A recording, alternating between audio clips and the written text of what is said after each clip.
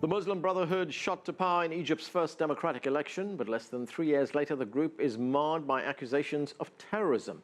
As former President Mohamed Morsi awaits his fate at the hands of the Egyptian courts, the Egyptian government under President Abdel Fattah al-Sisi, in power for the past year, is left to battle militant Islamists. For the latest on the ground, we go now to CCTV correspondent Adel Al-Makhrouki, who is in Cairo. Adel, Egypt awaits now the final verdict on this death sentence that's been passed on the former president. What are you hearing on the ground there? What are Egyptians talking about? Well, when you go to the streets and you speak to anyone in the street, most probably he will be someone supporting a death verdict for the former President Mohamed Morsi and any leader of the Muslim Brotherhood. That has been part of what the group have been feeling comfortable talking about, those who support the President Abdel Fattah al-Sisi and hence take a very aggressive position against the Muslim Brotherhood. However, we find, of course, those who still support the Muslim Brotherhood and particularly the former president, but I cannot say that there are as many as before, and even so, most of them would refuse to go on camera. There's a sense of insecurity, there's a sense that they're not safe if they speak publicly in the media or any news channel, regardless to which channel it belongs to. This is the common sense of it.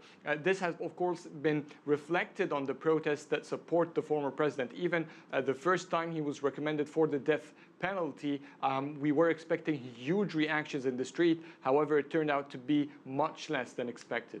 How is the government preparing for possible likely protests if this sentence is carried out? And there could also be an international outcry if the former president is put to death.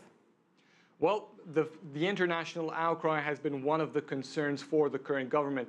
President Abdel Fattah al-Sisi earlier this month had a trip to Germany, and it was actually just before he went by 1 or 2 days that the final verdict should have been confirmed.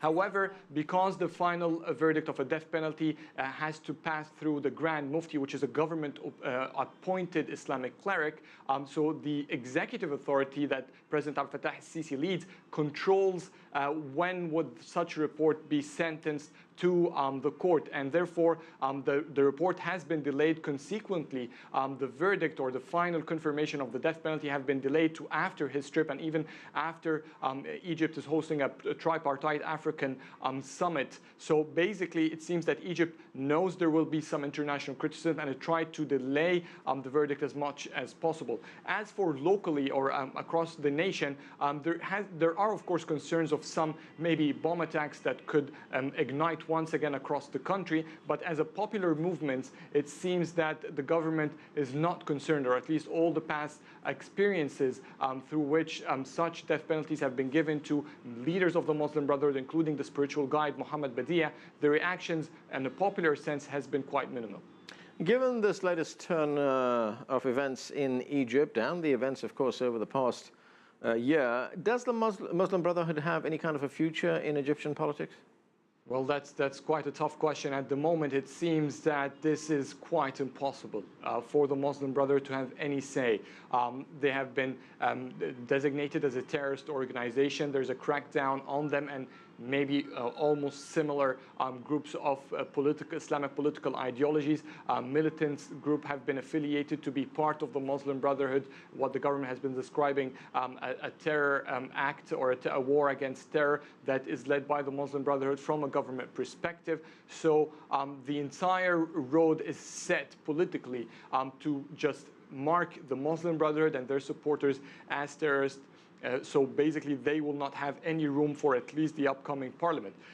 If that changes, there might be some influence. They have some fixed number of supporters belonging to them personally, the Muslim Brotherhood, their members, their families, which in some cases could be described in a couple of millions in the Egyptian population. But at the same time, they would not gain the support or the clarity or the strength in the street unless they have room to speak. And so far, they don't have any room.